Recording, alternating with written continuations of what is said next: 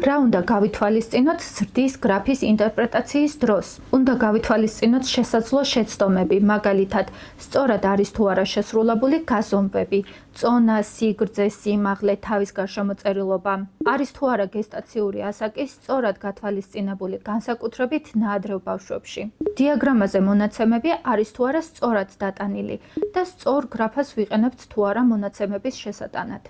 თუ მონაცემები სწორია, შემდეგ ვპასუხობთ კითხვებს.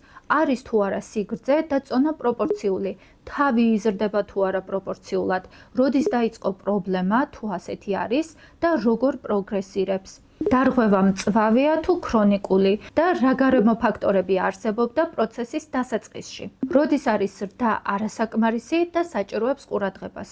თუ მონაცემები 2 ან მეტ პერცენტილ ხაზს გადაკვეთს იგივე გრაფაზე, თუ სიმაღლე 3%-ზე დაბალია, ეს შეიძლება ზრდის სიჩქარის დაქვეითებითაც გამოვლინდეს, თუ გვაქვს წონის ჩამორჩენა, მაგრამ ნორმალური სიმაღლე, რაც შეიძლება კვების პრობლემებს აღნიშნავდეს, თუ თავის გარშემოწერილობა სწრაფად იზრდება, შეიძლება ჰიდროცეფალიის განვითარების ნიშანი იყოს, ასევე თუ პუბერტატის შეფერხებაა და დაბალი სიმაღლის სიჩქარე გვაქვს ამ დროს, ასეთ შემთხვევაში დამატებითი კვლევების ჩატარება არის საჭირო.